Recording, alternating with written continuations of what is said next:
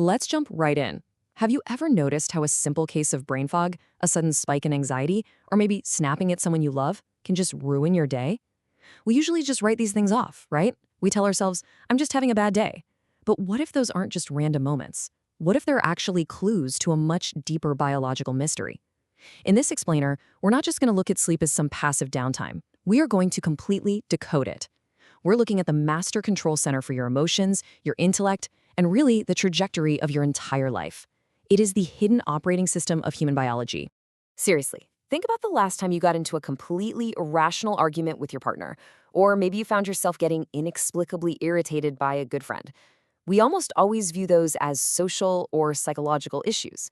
But what if your relationship problems are actually a biological glitch? That conflict, it isn't a personality flaw. It's a symptom waiting to be decoded. Because as we pull back the layers here, you are going to see that your social behavior is pretty much entirely at the mercy of your sleep architecture. And the sheer scale of this biological vulnerability, it is absolutely staggering. Listen to this. People with chronic insomnia are 10 times more likely to develop major depressive disorder, and a massive 17 times more likely to develop clinical anxiety disorders. 17 times. For the longest time, we thought poor sleep was just a side effect of feeling stressed. But the latest research flips that completely on its head. Sleep disruption isn't a passive symptom. It is an active, aggressive driver of mental health collapse. It is literally the engine of the dysfunction itself. And this creates a brutal trap that millions of us fall into. We call it the bidirectional anxiety loop. On one side, anxiety creates this intense state of heightened arousal. Your brain is essentially on high alert, scanning for threats, which makes actually falling asleep almost impossible.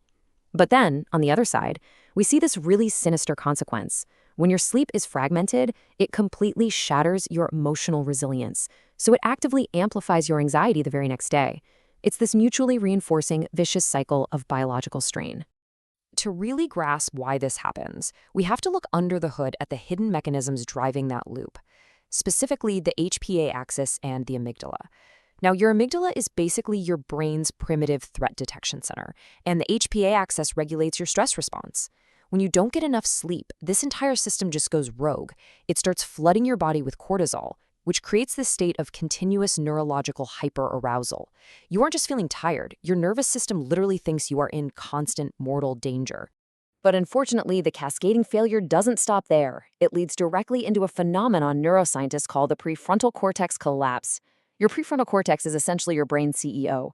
It handles all the high-level processing, logic, reasoning, executive control, and crucially, it provides top-down regulatory power over that screaming, primitive amygdala.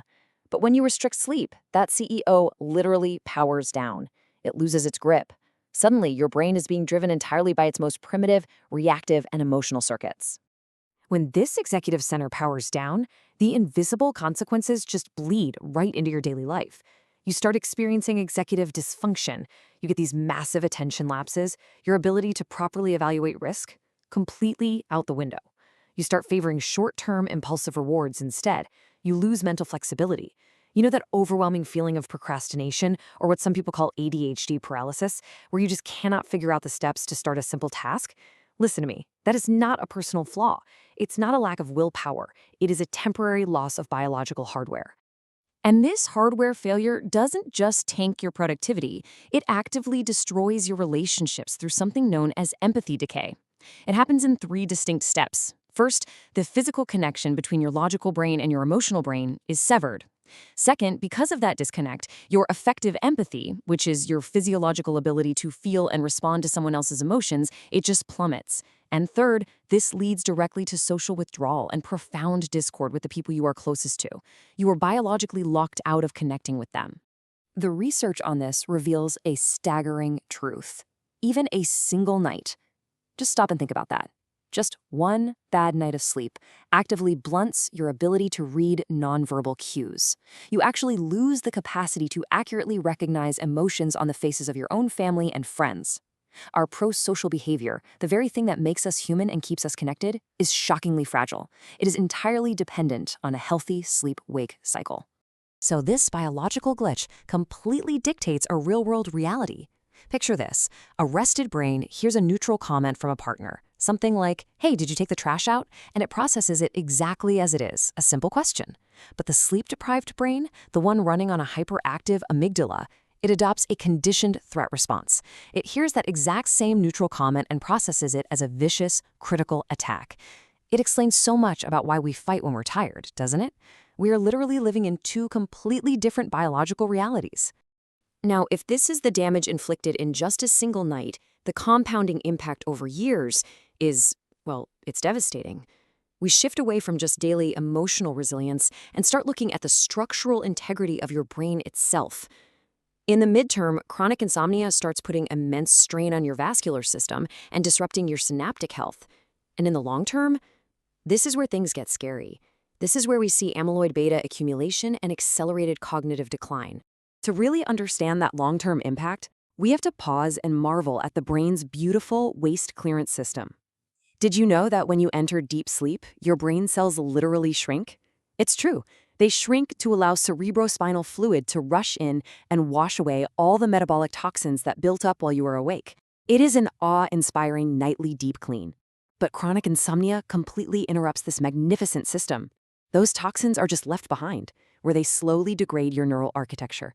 And the consequence of that is incredibly severe. Research shows that older adults dealing with chronic insomnia are 40% more likely to develop mild cognitive impairment or even dementia. It's what researchers call a double hit. First, you have the accumulation of those toxic amyloid proteins because the waste clearance system is offline. And then you combine that with vascular injury from all that chronic physiological stress. Insomnia isn't just a frustrating annoyance. It is an active chronic stressor dismantling the brain's defenses. But here is the good news. If sleep is a biological operating system, it means it can be reprogrammed. We're moving from the science of damage to the science of recovery. What we are talking about now is a deliberate code overwrite to actually reclaim your brain's architecture. Treatment here isn't just slapping a Band-Aid on a symptom. It's about physically rewiring those underlying mechanisms to fully restore your biological potential. The absolute gold standard for this is cognitive behavioral therapy for insomnia, or CBTI. And let me be clear, these aren't just cozy behavioral tips. These are intense protocols designed to trigger primary physiological mechanisms. When you practice stimulus control, you are literally reversing conditioned arousal in the brain. Cognitive restructuring, that actively dampens the amygdala's anxiety response. You are essentially using your behavior to hack your biology. The foundational mechanism behind this therapy manipulates something called process S. So process S is your homeostatic sleep pressure. Think of it like a really intense biological hunger for sleep that builds up every single minute you are awake. By temporarily restricting the time you spend in bed, you actually force this natural pressure to build up so high that it physically forces the brain back into a deep, consolidated, restorative rhythm. It's elegantly simple, yet profoundly powerful. But beyond behavioral rewiring, there are some truly profound pharmacological innovations emerging right now. I'm talking about dual orexin receptor antagonists, or DORAs. These are not your traditional sleeping pills.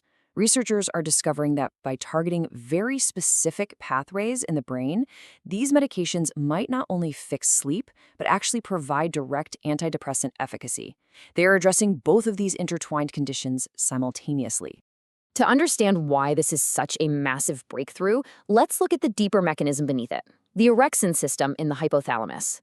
These are tiny, complex neuronal pathways that balance your entire waking state. Orexin 1 is largely pro-depressive and stress-inducing. Orexin 2, on the other hand, is antidepressive and helps maintain healthy wakefulness. They are literally the chemical levers of your mood and your arousal. And this brings us to how DORAs actually work in practice. Older sleep medications, your sedatives or tranquilizers, they bluntly depress the entire central nervous system. They basically just hit the brain with a hammer. DORAs are totally different. They act as precision instruments. They gracefully block the orexin receptors to simply flip the brain's wake switch to the off position. This allows natural, restorative sleep to cascade over the brain, completely avoiding the toxic hangover of global sedation. So, we finally arrive at the ultimate question. We've seen just how interconnected all these systems are, right? Sleep dictates your hormones dictate your emotions dictate your behavior dictates your relationships and your longevity. If sleep is truly the foundational operating system governing your empathy, your intellect, and your aging, what could you achieve if you finally learned to master the code? Thank you so much for joining me for this explainer. Keep exploring the incredible machinery of your own biology, and I'll catch you next time.